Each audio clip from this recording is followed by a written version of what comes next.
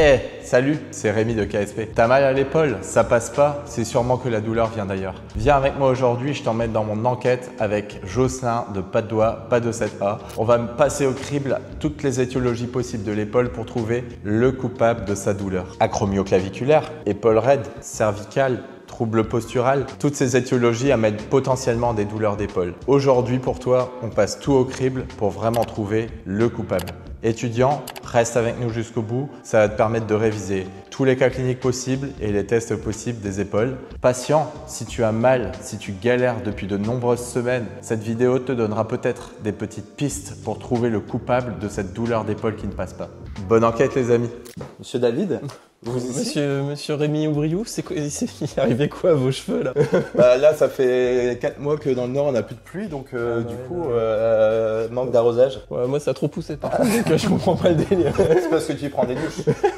Tu prends pas de douche, oh merde. Ok Jocelyn, donc du coup, qu'est-ce qui t'amène? Alors du coup, dans l'idée, la réhab ça se passait bien, mais en fait là ça va faire 2 semaines, j'ai commencé à sentir des petites douleurs. J'ai l'impression que c'est un peu lié au cervical parce que je sens que ça vient d'ici. Ok. Et que des fois ça descend jusqu'au coude. Ok. Et c'est sur certains mouvements, donc forcément dans la réhab on fait des exos de rotation interne ou quoi. Ouais. Il y a celui-là par exemple, bah là tu vas... Surtout sur celle-là qui était faible. Je sens, oui c'est ça. Et en fait c'est ça qui est un peu relou, c'est que du coup la réhab ça allait mieux. Ouais. Et j'ai eu un moment où genre pendant une petite période, pendant genre 2-3 semaines, tout était nickel, tu vois. Okay. Vraiment genre nickel, j'avais mal nulle part, je pouvais grimper, ça revenait bien. Le lendemain, sur le lendemain, je sentais que ça tirait un peu.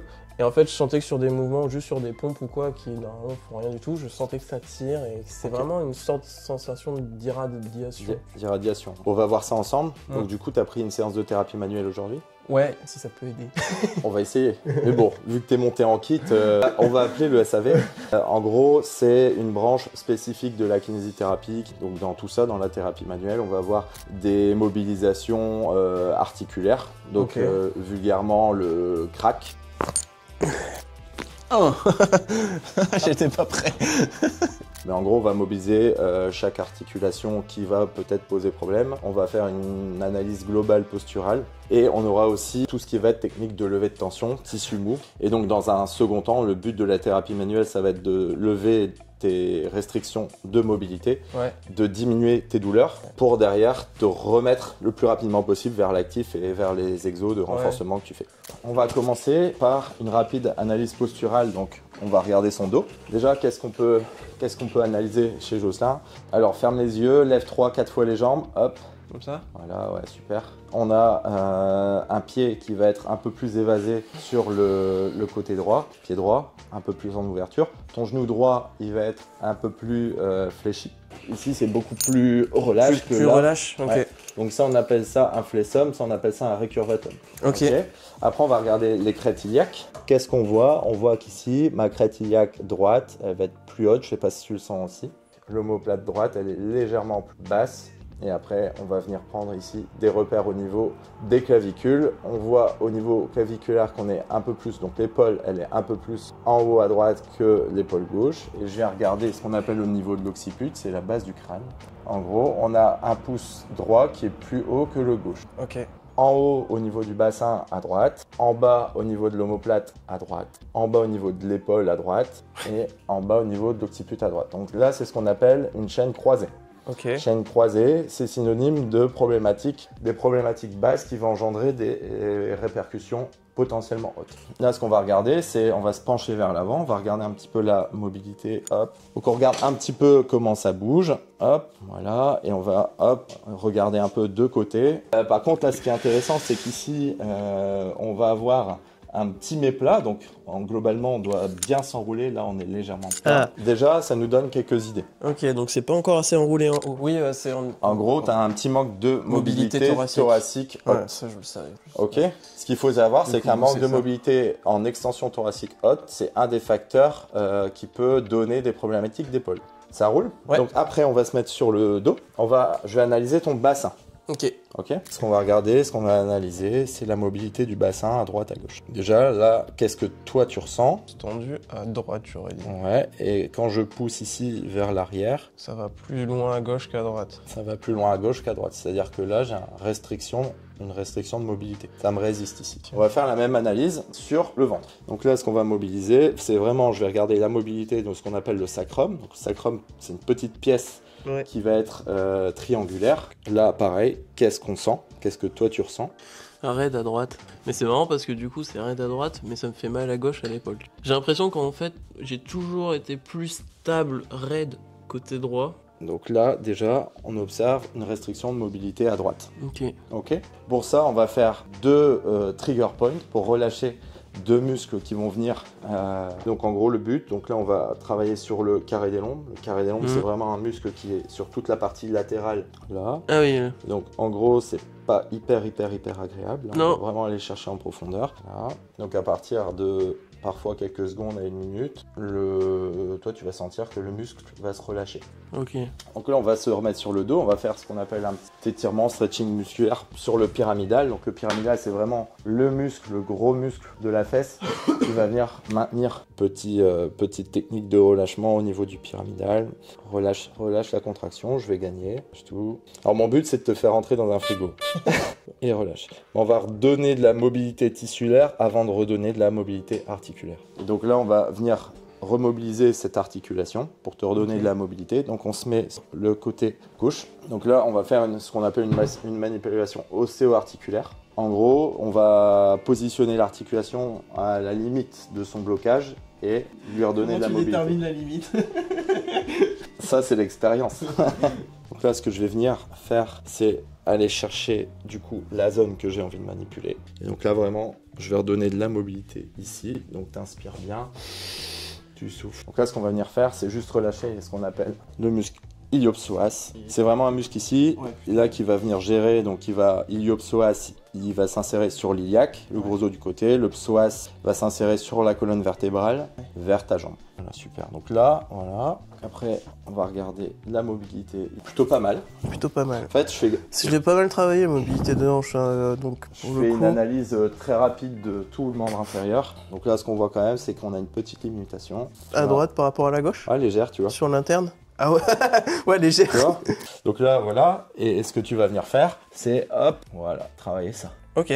Voilà, ça c'est un des super exercices pour travailler sa mobilité de hanche. Donc au début, tu peux le faire. Ouais, mais je le sens, ça tire ici là. Tu peux le faire en actif. Ok. Tu peux t'amuser. Avec l'élastique en plus. À mettre, voilà, une petite résistance. Tu restes bien à 90 bien droit. Et là, tu viens ouvrir. Ok. Ça, c'est pas mal. Ok. On va voir ce que ça donne au niveau des hanches maintenant.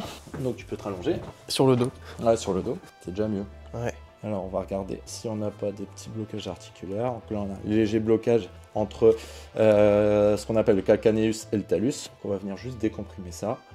Ok, super. Donc maintenant, une fois qu'on a fait analyse générale du bas, on va en venir au problème plutôt du haut. Ok. Voilà, donc ça c'est l'idée analyse globale. On va essayer d'enlever les petits freins déjà qui sont à distance. Donc maintenant on va rentrer dans le vif du sujet. Ok. Donc, du coup, Ce n'était que l'intro. Ça n'était que l'intro. Donc du coup au niveau de tes problématiques d'épaule. Donc j'ai vu que tu avais fait des ventouses parce que tu as des marques. Ouais. Ben, c'est bien. On va avoir 5 types de douleurs d'épaule. Ok. Ok. Des douleurs qu'on appelle cervicales, donc des douleurs d'épaule d'origine cervicale. Donc en gros, ça partirait d'ici. Ouais, des douleurs en gros qui vont être d'origine cervicale ou ce qu'on appelle neurologique. Okay. Donc neurologique, ça va être des problèmes de nerfs. Donc on va avoir des problèmes cervicaux qui souvent donnent des douleurs qui descendent quand même jusqu'au doigt. Ça, c'est un gros indice. Après, on va voir des épaules raides.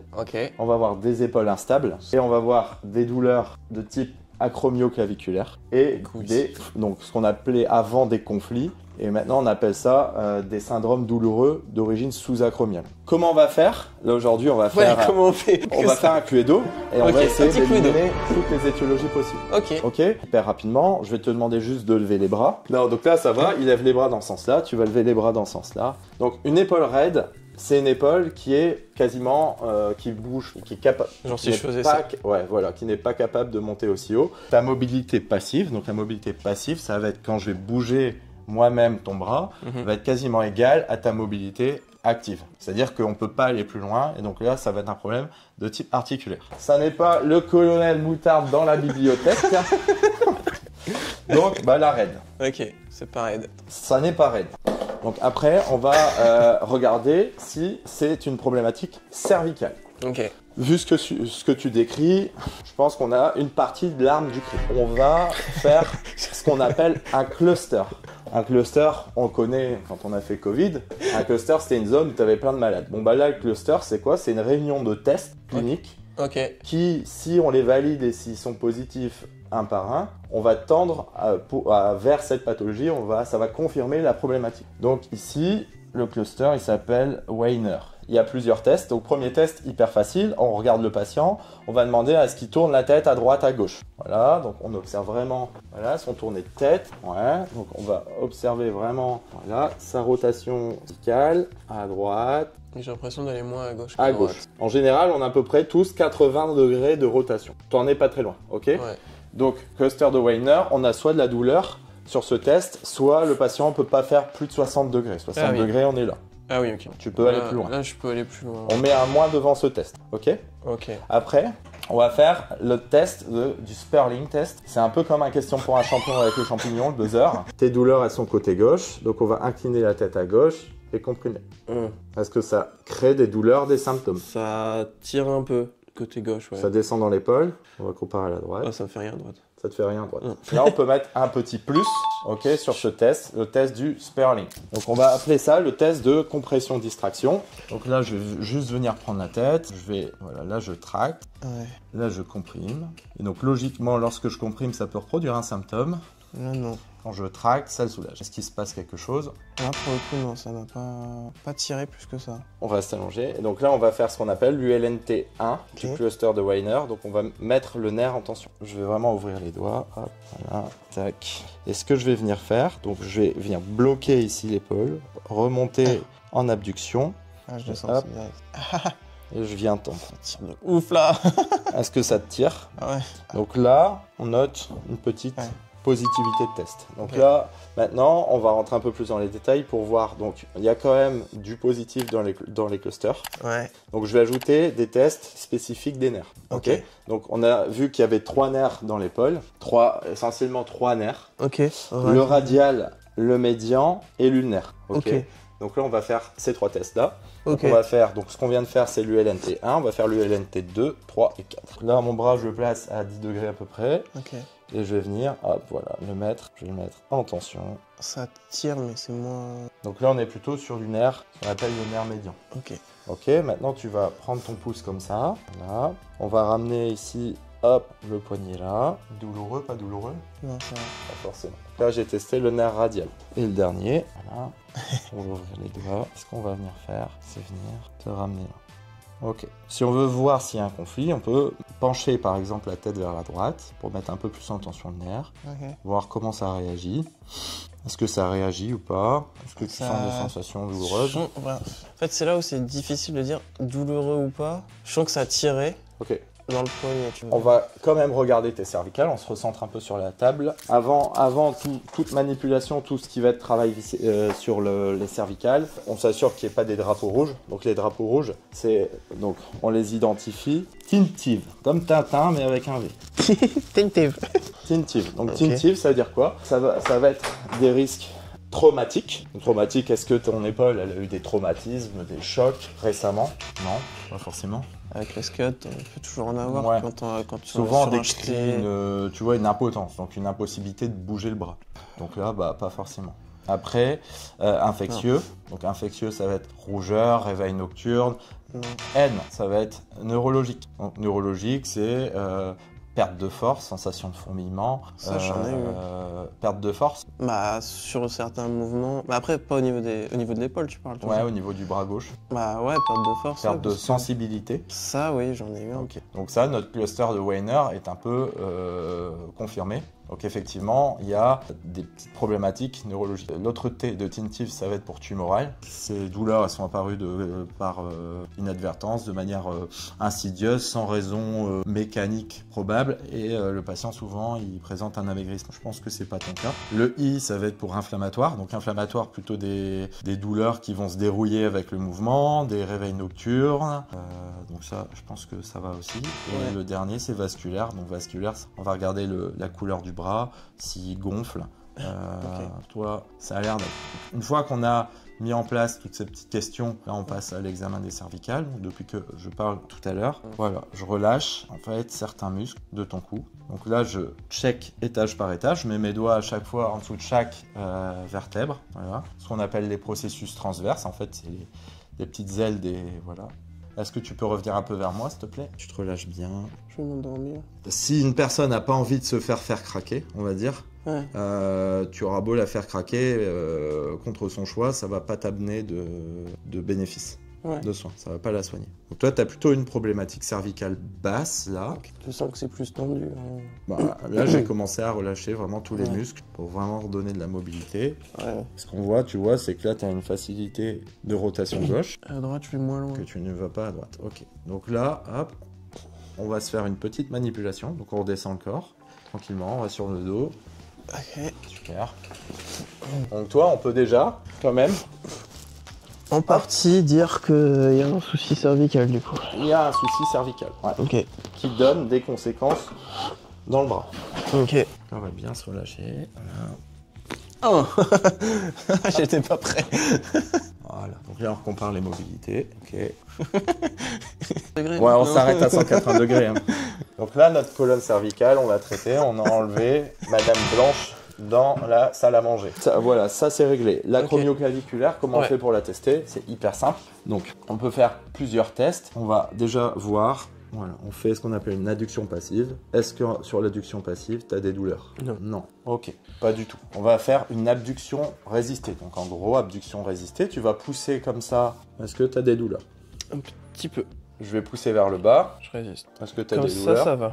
Magnifique. Pas de douleur. Donc ça, c'est pareil, c'est des clusters. On va vraiment mettre les mains ici au niveau de l'articulation entre la clavicule et l'acromion. Et on va regarder, on va essayer de la mobiliser. Et on va, voilà. Et est-ce que ça te fait mal là d'où vient ta problématique? Non. Je ne pense pas. Donc après, on va faire, on va tester, on va se remettre sur le dos, on va tester l'épaule instable. Ok. Donc là, on a un coupable trouvé. On va essayer de trouver le coupable épaule. Pour moi, tu as un syndrome mixte. On va se laisser aller tranquillement. Et moi, je vais mobiliser juste comme ça. Donc ça, c'est ce qu'on appelle le test d'appréhension. Ok. Voilà. Est-ce que tu es craintif? Est-ce que tu es confiant? Là, c'est le test de relocation. Donc, en gros, tu stabilises l'articulation. Le patient, normalement, si sur le premier test, il a des douleurs, là, ça le soulage. Ah oui. Toi, ça n'a rien fait.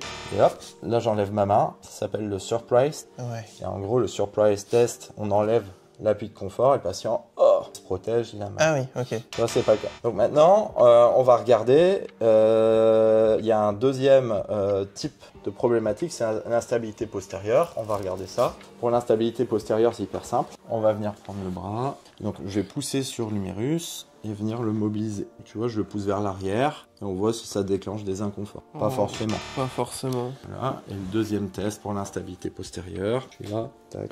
Ah, ça craque bien. Là, ça craque bien, ok. Et je sens que je maîtrise pas du tout le truc. Ok. Donc, ça veut dire que ton épaule n'est pas instable. Ok. Ok. C'est marrant, j'aurais pas cru. C'est marrant quand même. Elle peut manquer de contrôle moteur qui t'entraîne des conflits et des douleurs. Ok, oui. Mais en tout cas, l'articulation n'est pas instable. Donc là, on va mettre en place un cluster.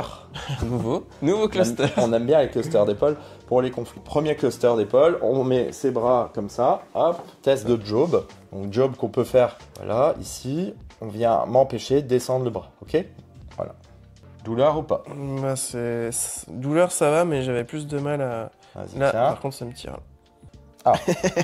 C'est celui-là. Ok. C'est toujours celui-là. Test de Job, on voit qu'il y a une douleur à ce niveau-là. Impossible de te tenir, quoi. Alors, hop, on va juste refaire ça en inclinant la tête là-bas. On tient. Okay. Ouais, donc, je tiens plus longtemps. On tient plus longtemps. Ouais. Ok, hop, voilà, ici, on tient moins longtemps. Donc là, ça veut dire qu'on a probablement encore un tout petit problème de glissement de nerf. Deuxième test, voilà, on lève. Test de NIR, problématique ou pas? Ça va. Ça va? Non, ça va. Ça va? Ok, ça va. Test de Hawkins, on se laisse aller. Voilà, moi je vais venir. Okay. Ça tire. Ça tire? Ouais, ça tire okay. Derrière. On a testé la rotation externe. Voilà, on va m'empêcher de ramener la main ici vers le nombril. Donc pousse sur moi, pousse sur moi. Pousse sur toi. Et voilà. Et Là, sur la milieu, ça m'a relancé un peu. Ok. C'est pour ça que d'un coup, c'est... À l'endroit aussi où tu... Pareil, toujours le même. Donc on a quand même 3 positifs. Donc là, c'est rotation externe, du coup. On a testé la rotation externe. Et donc le dernier, c'est ce qu'on appelle l'arc douloureux. L'arc douloureux, en gros, voilà, tu lèves le bras et tu me dis si, quand tu lèves le bras, si t'as une douleur ou pas, quand tu vas jusqu'en haut ou pas. Non, pour celui-là, non. Dans mon cluster de Weiner où j'avais mes 4 tests, j'avais des positivités. Et là, sur ceux-là, j'ai aussi du positif. Donc ça veut dire qu'on a une problématique, ok, d'épaule douloureuse ou conflictuelle. Ok. Donc là, on va faire ce qu'on appelle une modification de symptômes. Toi, ton geste qui te posait problème, tu m'avais dit, c'était aussi, hop, se lever de kettle. Tu peux refaire hein, si tu veux. Celui-là, et quand j'arrive à peu près là, quand je suis dans cette zone-là, au moment où ça commence à arriver en overhead un peu. Voilà. Bah là, c'est typique d'un conflit. En gros, quand on a des problématiques qui vont être aux alentours de 90, 120, 150 degrés, c'est typique des conflits d'épaule. Ok. Donc, ce qu'on va venir faire, c'est une petite mobilisation neurodynamique, puisqu'à l'inclinaison de ton rachis cervical tout à l'heure, quand on a fait le test de job avec inclinaison du rachis cervical, on a mis en gros en tension de nerf, ça allait mieux. Et donc, ce que tu vas venir faire, c'est incliner la tête vers moi quand le bras s'en va. Allez, on est parti. Exactement. Donc là, je t'ai mobilisé le médian. Les deux qui étaient problématiques, c'était un peu le médian tout à l'heure. Ouais. Je vais faire un peu le radial. Donc, tu viens vraiment te décaler là vers moi. Okay. Un tout petit peu plus, super. Voilà, et à chaque fois, voilà, je vais partir ici vers l'arrière. Comme tout à l'heure. Tout à fait. Et on va en faire une dizaine. Allez, go. On se redécale un petit peu. Là, je vais te détendre ce qu'on appelle le muscle supinateur. Et donc là, vraiment le supinateur, c'est un muscle qui permet de faire ça. Qui permet vraiment, hop, de supplier. Ouais. Arrête tes soins. Pitié. Donc là, voilà ce qu'on va venir faire. Rien que sur l'épaule, au final, ça se voit qu'il y avait... Voilà, bah là, tu vois, c'est le nerf radial. Là, il passe là, ce qu'on appelle l'arcade de Froze. Ah, Froze, elle frise. Donc là, maintenant, une fois qu'on a fait ça, on fait retest. La logique, en fait, dans le soin, dans la thérapie manuelle, même en kiné, en bilan kiné, c'est test-retest. Donc là, on a joué sur le nerf, nerf médian, nerf radial. On voit ce que ça donne. J'ai pas de gêne, en fait. Magnifique. Ah non, c'est ouf. Cool. Non, mais c'est quand même ouf de dire que t'as bougé. Au final, ça fait 3 trucs principaux. Enfin, sur le nerf et aussi indirectement, ça n'a pas tout de suite fait la sensation, changement de sensation. C'est vraiment le travail sur le nerf. Sur le long terme, Toi, en exercice à la maison, ce que tu vas pouvoir faire qui est hyper intéressant, surtout pour les grimpeurs, ça va être bien en prévention. Donc, c'est se prendre les conflits de tout ce qui va être nerf radial, une petite balle de tennis. Et donc en gros, on peut avoir souvent des problématiques au niveau conflit. Donc plutôt nerf radial là, qui va donner vraiment ces douleurs qui partent d'ici et en face arrière.